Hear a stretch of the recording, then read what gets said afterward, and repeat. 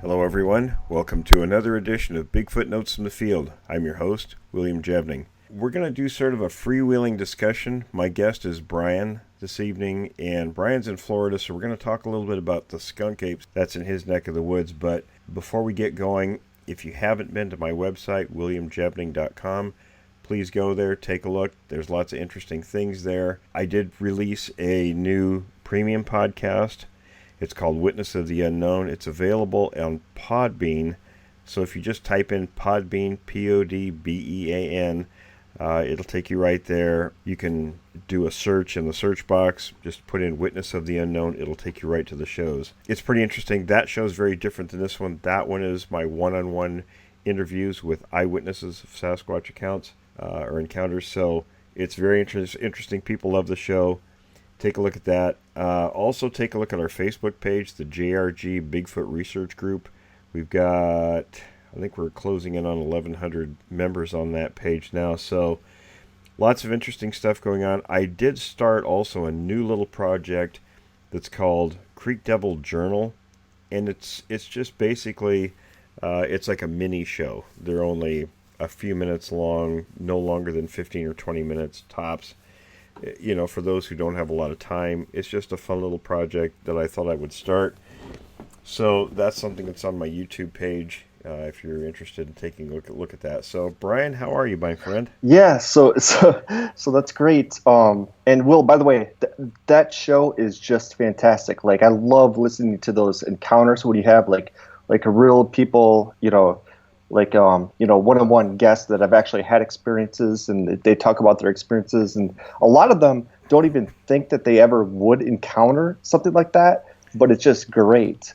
But yeah, I appreciate that, and I had forgotten you're a subscriber, so you can tell folks what a great show it is. Yeah, and it definitely is. It's definitely worth like I think you charge like $5 a month or something like that, or $5 a month. It's a weekly show. Yeah, it's awesome. And I've got some great guests, and even Mr. Black consented to do an interview for that show. So yeah, yeah, I'm even looking forward to some of the interviews that are coming up. Yeah. So that's great. So like here I am in Florida, and I'm looking at a lot of the evidence that's coming out lately. I've been actually studying a lot of witness reports and everything.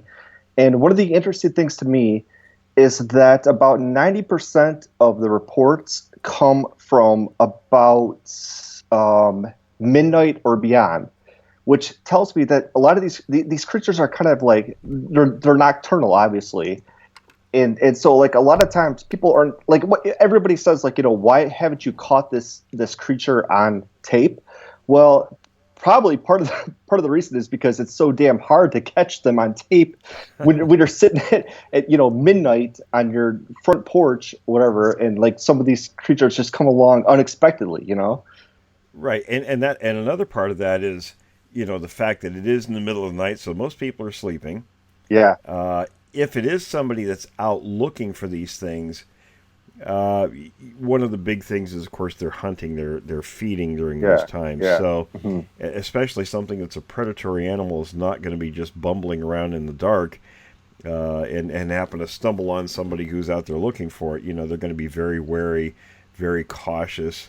We're pretty noisy, so they're going to hear us a mile away, so they're not going to be sticking around too much. And I know you had another point about that also. Yeah, well, the other thing is, a lot of times, like, the people on, the animal show, the Finding Bigfoot, a lot of times they're trying to catch these animals. But the thing is that if you do historical research, which I've actually done recently on like some of these sightings in Florida, they don't want to be caught. So they're not going to be, like, they don't want to be found. So it's kind of stupid and pointless to tap on trees and stuff like that to try to attract them, because they're not going to respond anyways, Right, you're not going to entice them. That's not how they function. If there's any kind of noises, and we've actually got some recordings. In fact, one of the shows for Witness of the Unknown, an upcoming show, has one of our teams in the Puget Sound area of Washington, not just outside of Fort Lewis. They had one of the members of that team, her and her family, had been experiencing a whole lot of kind of peripheral things, screams. And one of the recordings that's on that show, we've got two on there. One is a yell, and it's kind of interesting because you hear all these coyotes just going like crazy in the background. Then there's this like that, and everything shuts up. It's just dead silent. Yeah. and another one of those that relates to this knocking. It's not just tapping on a tree. If you have to listen to it, when you listen to it, it sounds like a gunshot. Yeah. Whatever smacks this chunk of wood against, and I'm assuming it's against a tree or a rock or something, it hits with such force that it sounds like a gunshot. Mm-hmm. It's not this little tap tap tap or anything like that. It's pretty amazing. Yeah. Yeah. Oh, go ahead. Oh, and then also I'm trying to find here because I was doing some research on here, and this is from the here in Florida. The gosh, it's not my computer kind of froze a little bit, but it's basically though from like one of the Florida like wildlife associations, and one of the things that they point out is that the number of deer in recent years has grown to like something like 800,000 here in Florida. It's like that everywhere. But here's the thing though. It's like I've lived here in Florida for like 11 years. And of course I do live in Orlando, so I know that's kind of an urban, theme parks are here and everything like that. But I've traveled a lot. I've driven around a lot. And I have never to this day seen a single deer in my entire life here in Florida or like a raccoon or something like that. So like a lot of people point out, well, if there's thousands of these creatures like Bigfoots that live out there, why hasn't somebody seen them? Well, I can tell you, I lived here in Florida, and there's supposedly 700,000 deers or 800,000 deers, and I've never seen a single one. So that kind of tells you that the elusiveness of these creatures, Yeah, and again, like I said, it kind of goes back. One of the real fundamental aspects of these things is the fact that they are a predator. And when you examine what predators do, they're not something that just wanders around aimlessly. They're very intelligent. Combined with being primates, they're very intelligent. And primates are the most intelligent animals on the planet by far. Mm-hmm. So combined with that predatory behavior, and the fact they don't like humans, they pretty much stay away from us, and they can do it very easily. Mm-hmm. Yeah. No. What's also interesting about this, Will, is that actually, as I've been investigating this is kind of interesting. It's going to sound a little bit disgusting, but I don't mean that to be. But it turns out that a lot of these sightings happen after urinations. I'm not just talking about people, but I mean if dogs urinate. So I think it's partially a thing where they kind of want to protect their territory. There's that's an interesting aspect actually, because in fact on last week's show we talked about that. One of our people, Ray, who's our Southeast regional director, when he was in the military, his encounter with one of these things was when he was on his way to one of the training areas in Louisiana. He stopped, had to urinate, so he gets out of the Humvee, and 50 feet away, one of these things roars at him. While he's doing this, I don't know myself. I think I would have wet up myself about that time. Yeah. But it's one of those things. Again, it goes back to this predatory type behavior because, and when I did some reading, I was looking at what different animals do out in the wild, and looking at scat and different forms of sign, to tell what's in the area and sort of the hierarchy, the chain of who's over who out there. And one predator, a larger predator, will actually, defecate, and mark over a lesser predator in an area to sort of establish dominance. So if us or some other animal is urinating, that's kind of a sign of marking territory. Yeah. So it makes a lot of sense if these things are seen in conjunction with that, then it may have something to do with that particular sighting. Yeah. That's very true. And it's sometimes it's not so much that they necessarily want to like attack us, but it's just another sign of them like saying that, oh, okay, we're here first. Like there was one story here in Florida that I read, where an ape or a Bigfoot, I guess, did just that, where it just basically it wasn't like necessarily trying to attack us, although maybe it could if we confronted it. But it basically just wanted to like mark its territory, you know. It's kind of a Right. yeah. Well, it kind of makes me think there's a number of situations like that, and one that came to mind right away was, and this has to do with the lip flip, that our anthropologist talked about.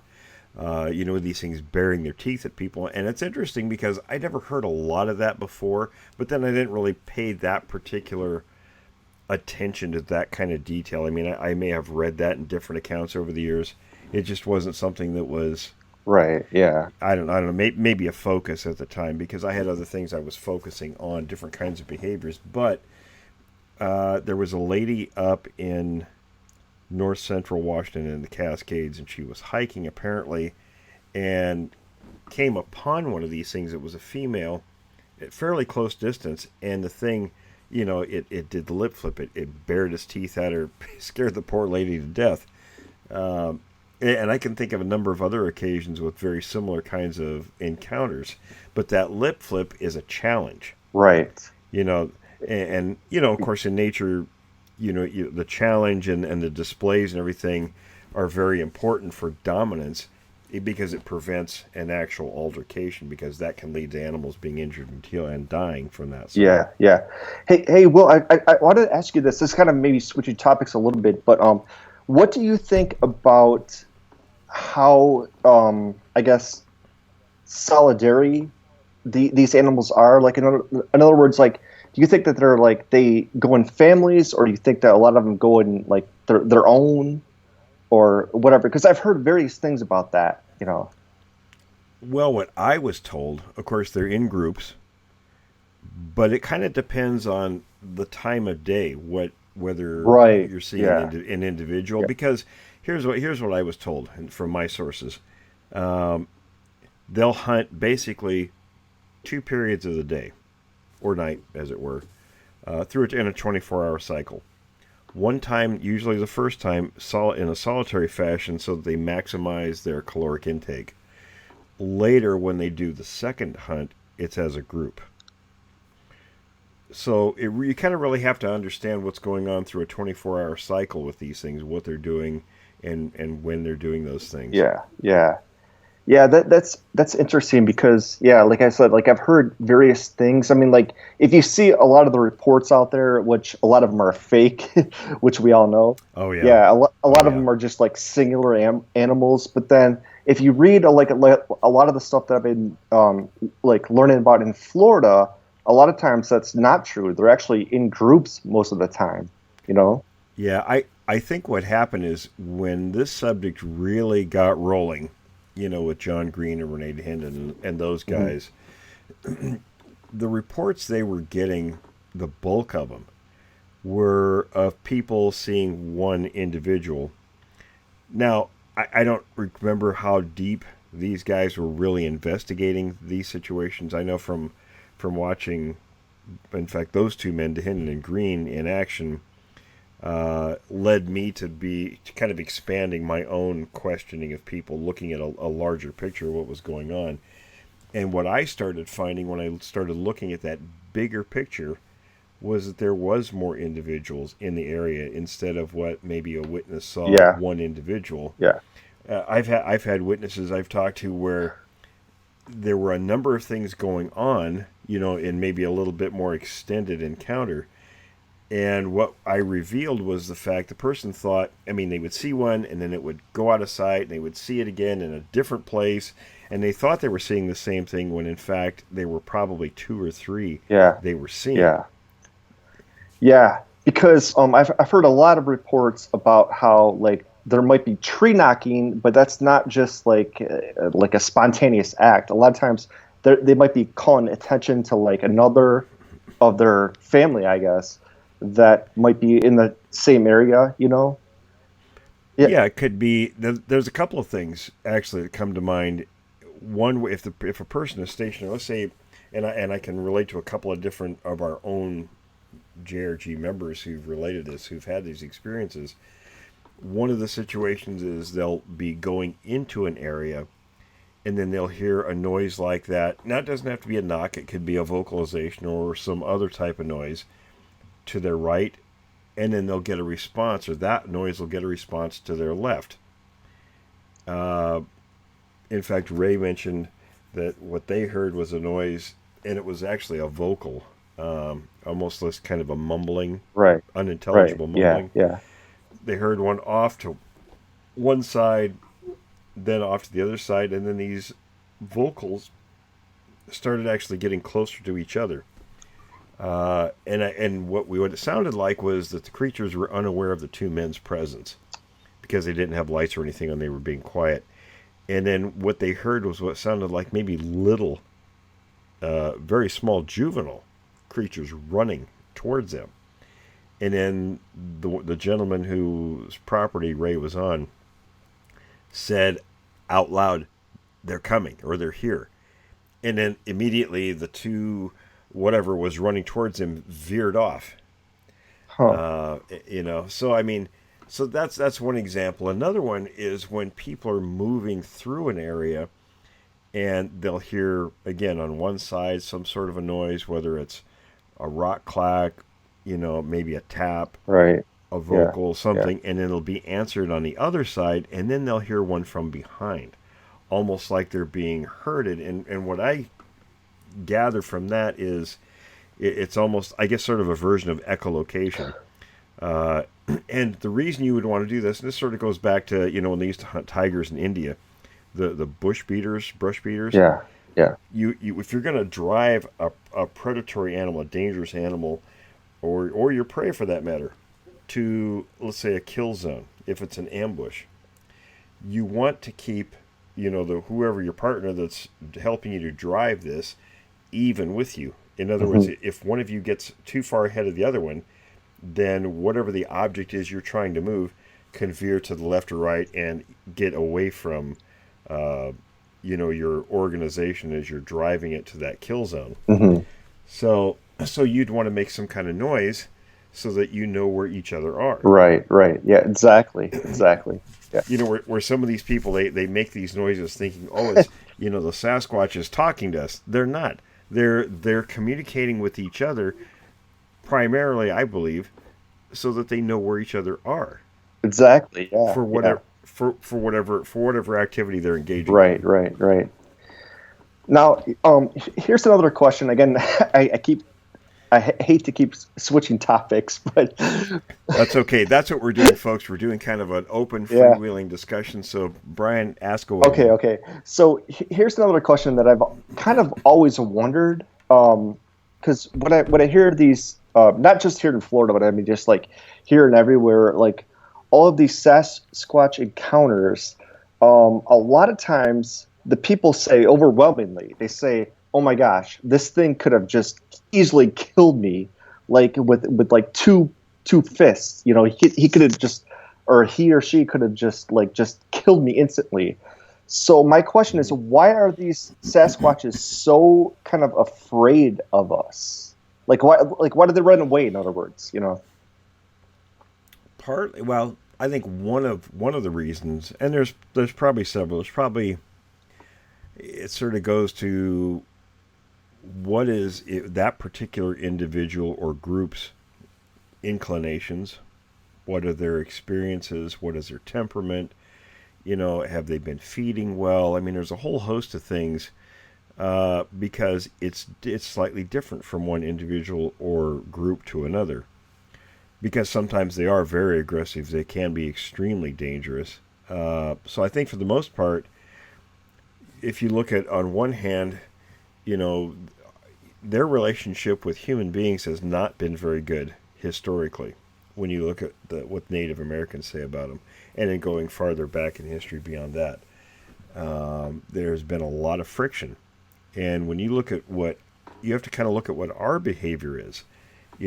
how do we treat things that we perceive as a threat? And I always use the one with the dog, because it's kind of it goes to the simple, the dog is man's best friend. But if a dog bites somebody, the first thing we do is put it down. So an animal that's very friendly to us, it's sort of, our sidekick. It's, if we're going to kill a dog, when it bites somebody, regardless of what caused that bite, then how do we treat something that at times will eat us? Right. I think in the past it was, and I know from my native friends, that said their people went out and drove them out of the hunting areas. They drove them away from there. I think that's typical human reaction in any culture, is whatever's threatening humans, especially to that degree, they're going to go out and try to exterminate that threat. Right. So if they know that about people, and the fact that we're pack hunters, if you take one out, even though one-on-one they're 3-4 times our size and strength and abilities, it could easily take a person out. But if you do that, they know from experience that more are coming. Right. And usually with a vengeance.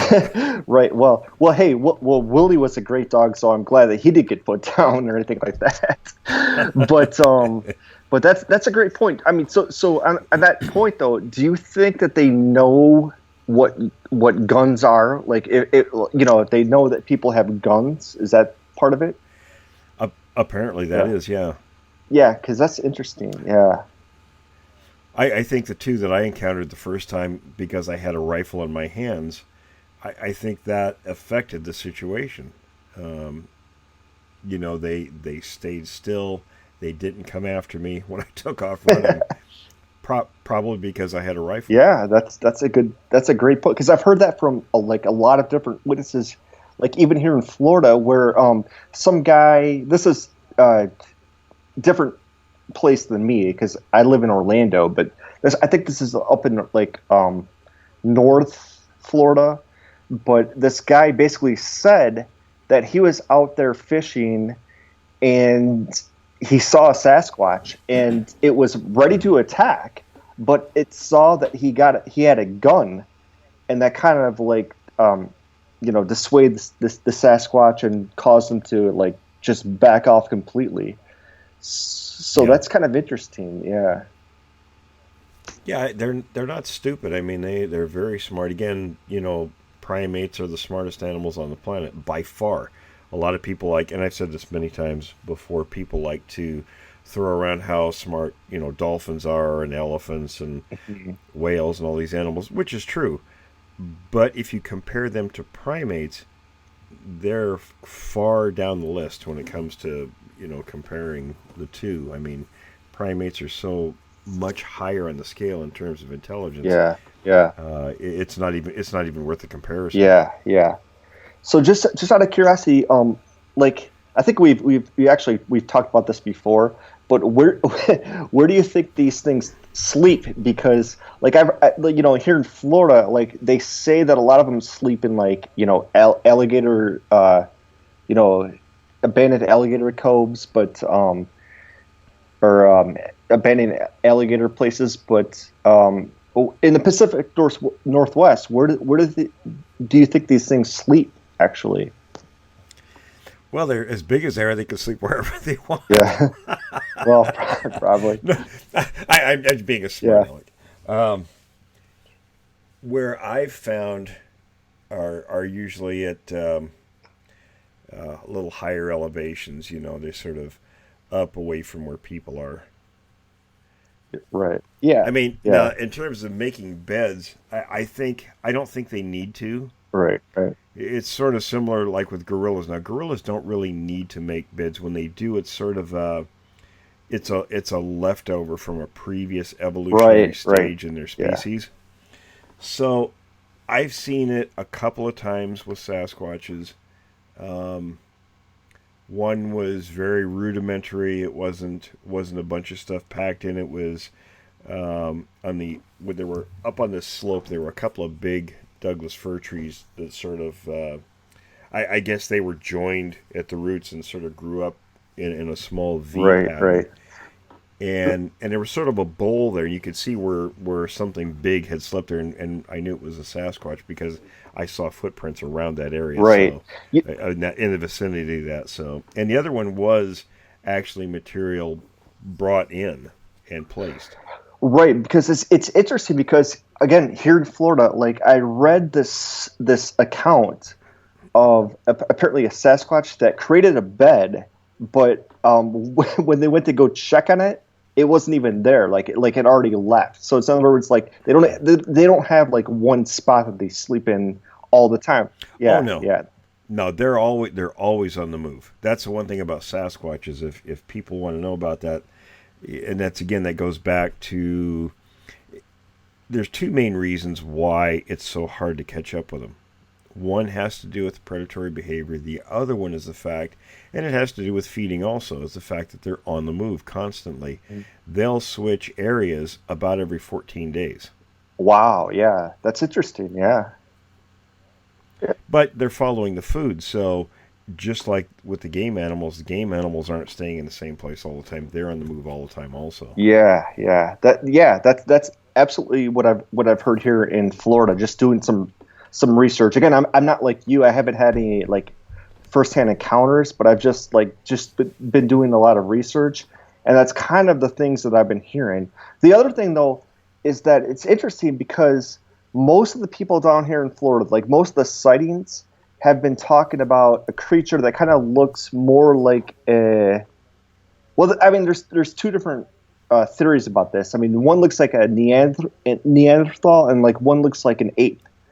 So what do you think is the most common out there, basically? Well, of the four different types, and Mr. Black sort of hinted there might even be a fifth type, but when it comes to types, people have to understand that there's a lot of I don't want to say variety, but Yeah.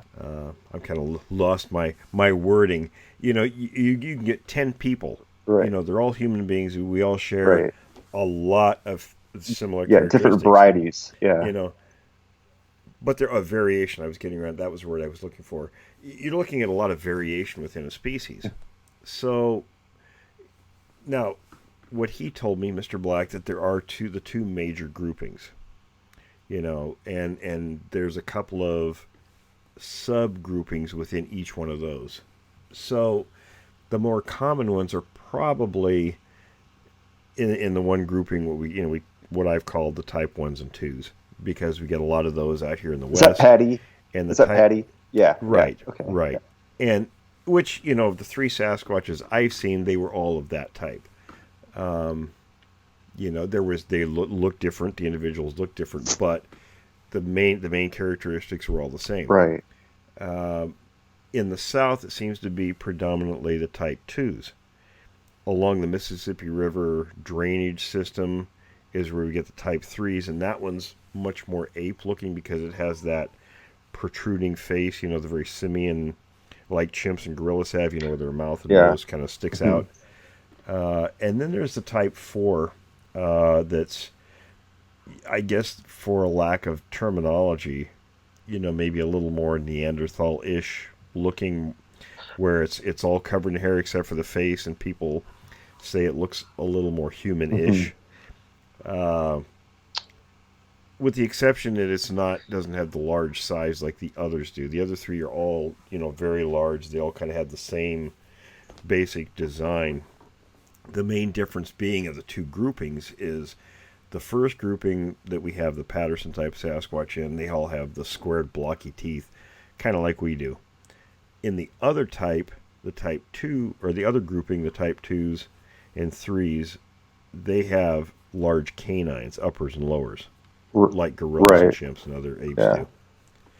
And that seems to be the main way to distinguish one grouping from the other. And what's interesting is Ray was talking about this ongoing investigation last week that he has in Alabama, and in this particular place there are two types, and the witnesses there talk about the one type that apparently is the type 1, kind of like the what we call the Patterson Sasquatch type, the type 1s. They see those, and usually they're by themselves when they see them. Sometimes two together, usually just one. But the other type, apparently they're very ape-like. They're always in two or threes. They're a little smaller, they say, than the other ones they see. And one interesting observation, one of the witnesses said he was watching this one individual, this type 1. And I don't know what it was doing. I'm going to be interviewing him this week. But he was watching this individual, and apparently it was sort of hunkered down. And two of these other types, and they say they actually showed Ray showed him some pictures of different apes and monkeys, and they pointed to one and said what they saw looked almost exactly like one of these pictures. You know, it must have been the type 3s because it had the protruding face and everything. But this first Sasquatch, the Patterson type Sasquatch, saw these two coming, and he said it got the most disgusted look on its face when it saw these two coming. Huh. So apparently there isn't any love lost between those particular groupings. Yeah, that's interesting. And then also there's a whole theory out there too about how and I probably agree with this. I think that when they caught Patty on film, she was probably directing the Patterson and Gimlin to follow her, and she was probably protecting a little one that she probably had stashed away somewhere. Yeah, I actually came up with that years ago. I was sitting with Renee DeHinden at his home in Richmond, BC, and we were talking about things, and I said, I said, Renee, it's really unusual when you look at the film and from the direction that Patterson and Gimlin were coming on horseback. Now, horses, are not quiet animals. I mean, they make noise when they're moving. I mean, you can hear them quite a ways away. And that particular, and I know people said, oh, well, the Sasquatch probably couldn't hear him because of the creek. Well, that particular location, the creek's not real big anyway. And they were way upstream. They were about 7 miles upstream from the mouth. And the creek is fairly small up there, so you don't get a lot of noise from it. Right. So it would have heard the horses coming. Right. And especially if they were talking or anything. So it could have easily turned to its left and disappeared in a second or two in the brush. But instead, it waited. The two men came into view. Bob Gimlin told me at one point he was only about 60 feet away from it. He was actually closer than Patterson was. Of course, Patterson's horse reared. It was a little less experienced than Gimlin's horse, so it reared. It kind of threw him off. He grabbed the horse and got the camera out. And by this time, the creature had started walking. Instead of walking away where it would have disappeared quickly, it walks to their right, across that open creek bed. Right. And then it turned to look almost like checking to see if they were still there. And it kept going for quite a ways in view. And I asked Renee, I said, why would it do that? I said, yeah, why do you think there was a young one there? And he says, no, there was none of this stuff, no evidence or anything. Well, yeah, that's true. But I found out that actually 2 months prior to that filming, about 100 feet, I think, downstream, they did find tracks of a young one. Not Patterson and those guys, but somebody had found tracks of a young one there. So there was a young one in the area. Whether there was one there that particular day, nobody knows. Nobody knows where the other two adult Sasquatches were. I asked Bob Gimlin once, I said, how come you guys didn't follow that Sasquatch? Well, there were 3 of them in the area. Just the one, apparently, at that particular location. And he says, we didn't know where the other 2 were. Makes sense. You wouldn't want to follow 3 of them if there's just 2 of you. And so people know that they're, when Bob Titmus went 10 days later, he did a thorough search of the area. the other ones weren't close by. There were no other footprints found in the area, just the one female. Right, right. But actually, to go back on our previous points, it's like these things probably know what guns are, so it makes no sense for her to just walk across an open area like that, unless she was protecting a young one. So yeah, right. And Gimlin was standing there with his rifle, right, in his hands. Yeah, he didn't point it at the Sasquatch, but he was holding it. And he said it did not have a very happy look on his face, and he could actually see its teeth and its tongue and some other attributes. He could see it quite clearly. And here's the other thing: I've always kind of been a little bit skeptical about that film, but here's the thing: if they were going to make that thing up, why would they have it be a female? And you could this could sound bad, but you could clearly see her breasts. Oh yeah, actually, Renee had he had all the stills put on slides, and I always loved slides, So I was up there one time at his house, and we were we used to go up there, and I'd go up there and we'd sit around and just talk a lot, Yeah. And we were talking about the film one day, and he says, "Oh yeah, I got the film over there in my safe and the slides." I said, "Well, drag the slides out. I want to see them." So he brings them out. We're sitting there looking at this thing, 4 feet square on the side of his shed, and it was amazing, the clarity, the details. I said, "Well, why does everybody argue about this? It's so clear in these pictures." And then the other thing, I don't know if you actually, I sent you a possible potential article that we could send. But the thing that I pointed out though is that in frame 61, you could see when she lifts her foot up, it's clearly a foot. It's not like a costume or anything like that. Absolutely. So it makes it's really not that good evidence to say that it's a costume when you would have a foot, like a whole footprint, and you see the digits there too. I'll tell you something else that, and I think I've showed you the picture that I have of a Sasquatch walking away from the person who took the picture in broad daylight, and it's a pretty clear picture. It's not a blob squatch at all. It's very clear what's there. And in that picture, the creature also, its right leg is extended out behind it as it's moving, and the bottom of the foot is showing, and it's very much like what you see in the Patterson film. It's I wouldn't say it's not identical, but it's very close. The only thing that kind of pisses me off about like all these Bigfoot documentaries is why they bring up the Freeman film, which is so obviously a hoax. It's so obviously a hoax, but they try to point it out as like it might be real, which kind of leads to a bad name for all Bigfoot enthusiasts, Unfortunately, I think when a lot of producers, and I've experienced this dealing with different producers on television, is they don't really know.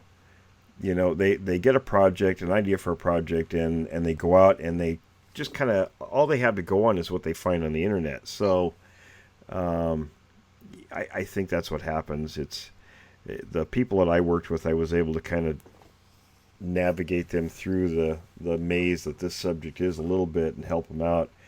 And I think the show was better for it. Yeah. But some of these shows just put anything out. Yeah. In the public domain. And they also interview a Dr. M. I won't say anything more than that, but a lot of times the things that they point out are just ridiculous. So it kind of leads to a bad name for anybody that's trying to put out like a real Bigfoot documentary. And I think that's a hard problem for the subject in general. This and it's like they're the people that keep pointing at the Patterson film, that they see all these things in the film that aren't there. Yeah. I mean, they try to overthink some of this stuff when there's really no need to. I mean, it was investigated thoroughly. I mean, Rene DeHinden spent 20 years trying to prove the film was fake. If anybody could have done it, he would have done it. And he said at the end, I couldn't do it. Yeah, exactly. I think, what's his name? Jeff Mulls, or whatever. Yeah, he the Hollywood guy. Yeah, he actually. Oh, Yeah, right, right. Robert Malls, I think. Yeah, so he actually did the evidence and basically proved that it could not be done. Um, Oh, Bill oh yeah, Munns. I'm sorry. Yeah, Yeah. Bill Munns. Yeah, yeah, Yeah. Bill did really good job on the film. yeah, yeah. Because basically what he said is like, look, I do this for a living, so there's no way I could have created a costume like this. And then when they looked at the proportion of the heights and things like that, there's like, this is probably a real thing, you know? Yeah, he used to build suits. He did Swamp Yeah, Thing, yeah, for yeah, exactly. example. Yeah, And he said that you can extend limbs and all that, but the joints still have to match up to the actor. right.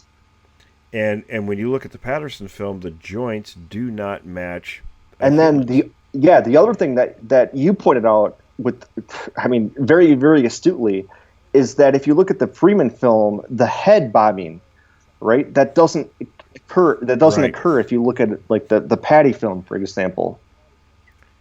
Yeah, it's a what happens is, when whoever was wearing the suit, when they took a step, when we swing our leg out to step forward, our knee Right. locks. Yeah. Yeah.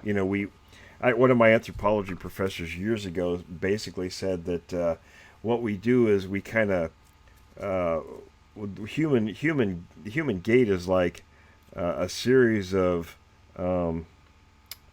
pole vaulting. It's like pole vaulting. Yeah. You know what I Yeah. mean? Yeah. It's very awkward locomotion.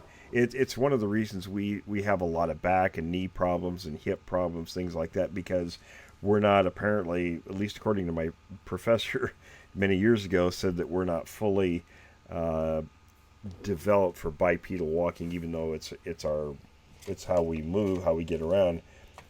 We're not very well designed for it. Other primates in the past, because bipedal locomotion is not a human. We're not Right. unique. Right.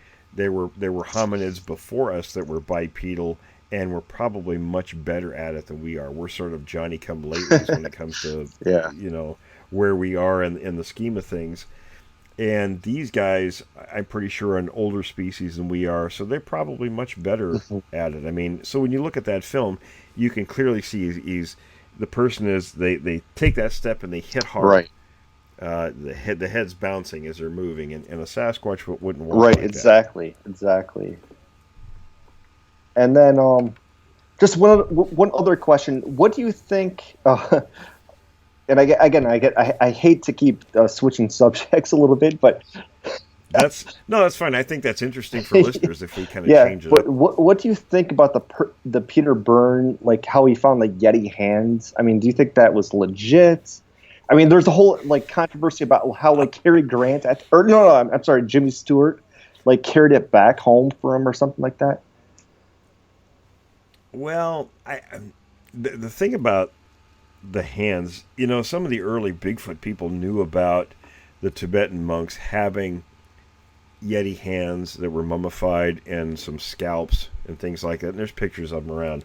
In fact, Ivan Sanderson's book, Abominable Snowman Legend Come to Life, had those pictures in it. And Byrne, and I can't remember if it was when I think he must have been working for Tom Slick back then, wanted one of those hands or a portion of one of those hands so bad, but the monks, they revered those things. They were holy relics or whatever, and they wouldn't have any part of, anybody taking those or desecrating them. So now I got this from Renee DeHenden directly. So, and he knew about this stuff. He said that what Byrne did is he went and got this particular monk intoxicated. He found out he liked to drink, Yeah. got drunk. The guy passed out. Then he went and removed portions of the fingers and replaced them. He wired in fakes. Yeah, yeah. I think they were, whether they were human bones or what they were, but he wired this stuff in. So then when people went after that, researchers, early researchers wanted to look at this stuff, they said, oh, it's fake because, look, they're wired together. Yeah. And And in those days, they didn't really have the testing to figure out what these things were anyway. So, yeah. I mean, they could have compared them, to other primate, Yeah. Yeah. digits. It's funny because that was actually featured on an Unsolved Mysteries episode that I once saw back in the day. But you're right. You're right though, because just like today though, they couldn't identify those things. It would probably come up as unidentified primate or something like that. And even today, I mean, we've got a police agency in the Southwest, and I won't say which one or anything. And I've talked about this on the show before, where they did a DNA test on some blood, from a situation with the Sasquatch where it cut its hand on a bicycle. Right. Yeah. And the cop sent it in, for what he thought was the cheap test, just to see if it was, somebody that was in their system. And took a year for it to come back, and they apparently did a full spectrum analysis on it, and all that came back was unknown primate. Yeah, unknown primate. Yeah, not in the system. Yeah. what the funny thing about that story is that the police chief didn't even want that test to be done in the first place, but it got sent to the wrong lab. Well, that was it. I mean, the deputy, he sent it in for the $20 test, and the head of the department threw a fit when they found out, gets this bill for, I think, around $40,000. Yeah. She brings the poor cop in on the carpet and says, "What the hell?" And he kind of shrugged his shoulders and said, "I didn't do that." That's hilarious. But that's a great point, though, because it's it doesn't matter how much DNA that we get. It's almost impossible to convince the skeptics. So it's almost like you need a dead body to convince them. And and that's what I've got a few different anthropologist friends who they all say the same thing. It's like it doesn't go against science. He says, in fact, Mark, he said it point blank. He says it's something we do all the time. If there's enough of them running around out there to get these many reports, taking one or two specimen is not going to hurt. The breeding pool any. You're not going to diminish the population. That's what they do. It's how they make these determinations. And I mean it would establish the recognition, get them on the endangered species list, the whole 9 yards. But it's really, especially with this particular topic, it's what's going to have to be done. Yeah. And I know that the guys with the show Killing Bigfoot, they're never going to do it. They're as bad as the other show. Yeah. But it's just amazing. But there's so much evidence out there, but it's you can't really convince the skeptics unless you have an actual body. Yep.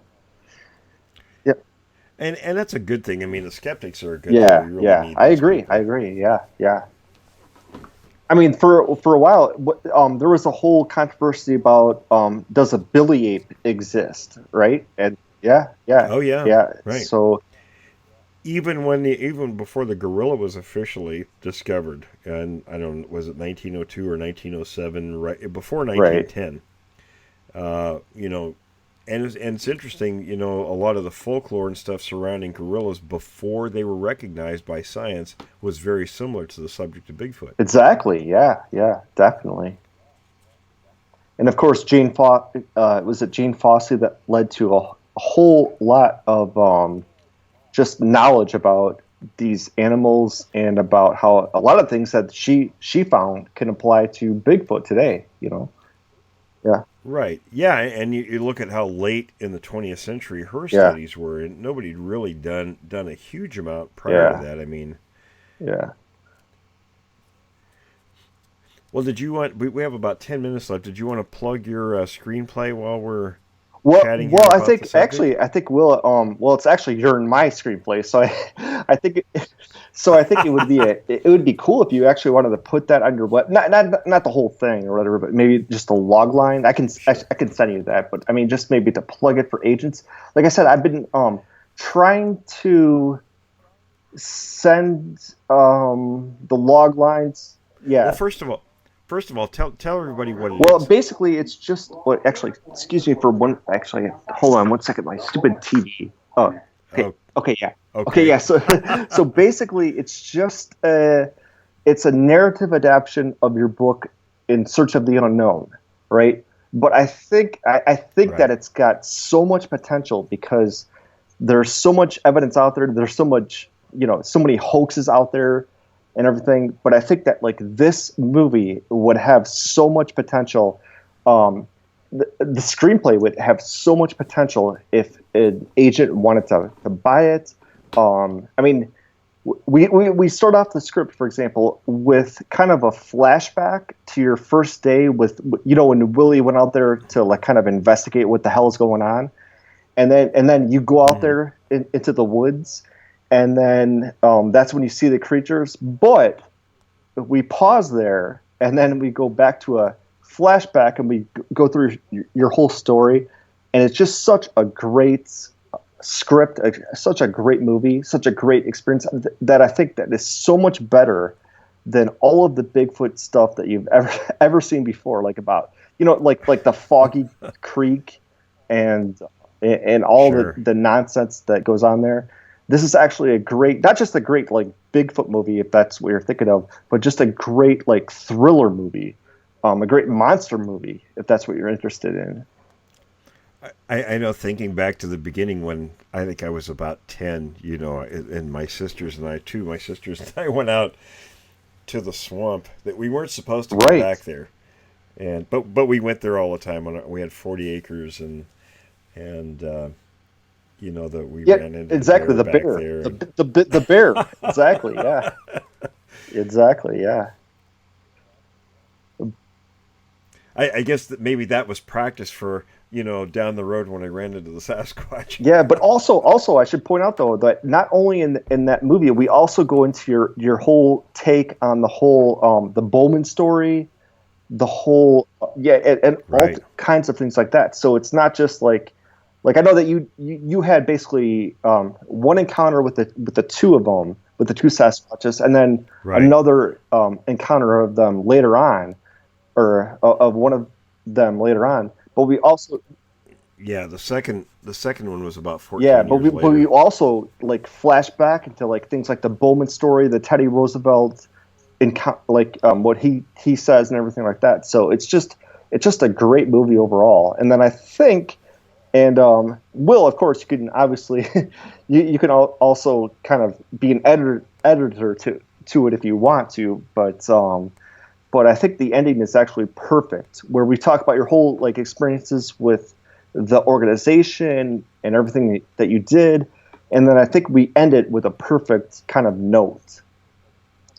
Yeah, and also it Yeah. should be pointed out too that like the whole, like a lot of people think that the Washington the whole thing where they think that like they actually the government did find a Bigfoot, but in fact they didn't. Um, Hmm. I think it's great that we point that out. That like you say, hey, no, I was in the military, I was there. It didn't happen. Right. Everybody, talks about this Yeah, Mount St. Helens exactly. thing. Yeah, Yeah, I yeah, mean, and that always gets me. I mean, and I've got buddies, of course, that were there too, and I know the source of that particular story, and that guy was kind of prone to making things up. So, and it's funny how in this subject, how something will get started like that, and then it'll spread yeah, everywhere. And then it's like what's the yeah. game what's the game as kids you have where you whisper in somebody's ear, you get a message, and it's completely different by the time it Right, gets to right. the end of the line. And that's what Yeah, happens in this subject. Only you can post something in writing on Facebook, and then everybody will get it totally yeah. wrong. I forget the name of that game offhand, but it's kind of fun because I used to talk about that exact same thing in class because there was a guy named Leo Postman that did an experiment back in the '60s about the same type of game like that, and then you're exactly right. You whisper one thing, and by the time it gets to like the fourth person, the story completely changes. Yeah. It's sort of like this particular, and I won't name the guy, but this particular individual, before he had a name in the subject of Bigfoot, and he came to one of my the PCSAT board meetings, and with a couple of friends, and he liked what he saw, and he was going to actually write our newsletter. We had a newsletter at the time we called Notes from the Field, and so he went to the field with us a few times when I had my teams out searching, and he's the guy that, we heard woodpeckers, and he thought it was Sasquatches communicating with each other, and now this is back in the 80s, so this is long before the BFRO and their wood knocking and stuff, and I kept emphatically telling him it's a woodpecker. Oh no, I think if I were out here, I'd pick up a stick and I'd bang it on a tree and I could communicate that way. Okay. This comes from the guy that never gets more than 10 feet from his camper. you know. So, I mean, there was a whole host of things. And then, the whole Mount St. Helens thing. And I recall him saying this. He says, when the mountain blew, these things probably, some of them must have got buried up there. Well, I remember listening, when I was stationed at Fort Lewis, we'd get news about what was going on with the mountain pretty regular before it blew, because there was a lot. They knew something big was going to happen, and a lot of the animals, the herds of elk and such, were moving out of the area before it blew. So, I think if they were leaving, the Sasquatches were probably leaving too. So, and even if they did get buried, like Harry Truman, his house was under 100 feet of ash. You're not just going to go out there and find a bone sticking up someplace, or a body. They would have been long buried and gone. And that area was immense anyway, where the stuff was blown down. It was really wild looking at all that. Yeah. Well, hey, yeah, I definitely think that, if you wanted to post that log line, I could send you that. But if you wanted to post that on the website and maybe, I was thinking we could maybe do that as a blog post. Yeah, absolutely. And by the way, the whole thing is copyrighted anyway, so it's not like anybody could steal it or anything like that. Listen, send me that again. That way I won't have to try to go hunting for it. I'm pretty sure I saved it someplace, but I have so many files. It's hard for me to find things sometimes. We've got a couple of minutes left. Any final thoughts before we wrap it up for this week? Not really. I mean, I was just going to ask you a little bit more about the Patterson tape, but I think that we kind of covered that about like Patty's digits in frame 61. Yeah. Things like that. I guess if there's anything, maybe since I'm from Michigan, can you describe maybe like what are some of the okay, actually let me back up for a second, because I've read a lot about Dogman in Michigan. Do you think that's kind of nonsense, this whole Dogman thing? Personally, I do, because because I have quite a few people that are qualified scientists. We talk about it's just not really physically possible for something like that to be real. I mean, it just isn't. I think it's just fantasy. I think it's misidentification. In fact, I talked to Mr. Black a couple of times about it, and he told me, this is what he told me about it. He says that there were two parts to it. When people actually they come up with these, pictures of these big, what look like wolf tracks, and what they are is real wolf tracks. Right. He says the government did discover a very rare species of wolf that's actually quite large. I mean, much larger than the normal ones. Pretty rare, but occasionally, people see tracks of them. And I think what they're seeing, and this is what Mr. Black said, when they're seeing these things, it's simply a misidentification, because a lot of times the type 3s could resemble very much like what they're seeing. Yeah. And this goes back to what our current investigation in Alabama is showing. These slightly smaller Sasquatches, the ones that the type 1 apparently find disgusting. I think based on the descriptions, and of course, if people want to hear those descriptions, subscribe to Witness of the Unknown, and actually, the couple that live there are on two different interviews. The lady of the house I interviewed her, and I'm going to interview her husband Thursday. So, he in particular has these details, and I think based on the details, it would be a very short stretch, if people were inclined to believe in this, to say that was a dog man, when actually it's this other type of Sasquatch. Right. And that's a great point, because a lot of times people, even given people that like maybe think that they see Sasquatch, probably misidentify it sometimes. I'm not saying that really happens all the time, sure, but they probably misidentify the thing probably a lot. Yeah, absolutely. Yeah. Well, Brian, we're out of time. And you're going to have to definitely come on again, because you always have great questions. Well, great. It's great to be here. And like I said, let's put that on your blog so we can maybe get it out there. And I'll keep sending it around to agents. Who knows what'll happen, but you never know. Okay, well, send it to me again, and I'll send it to David and have him put it up for this coming week's blog post. Great. Well, it's always great talking to you, Will. You too, Brian. Thanks, everyone, for joining us. We'll have Brian back again, absolutely. And be sure to check out the website, williamjevning.com, and be sure to subscribe to Witness of the Unknown on Podbean. And Brian's a subscriber. He can tell you what a great show it is. Definitely. All right. See you guys. Thank you, everyone.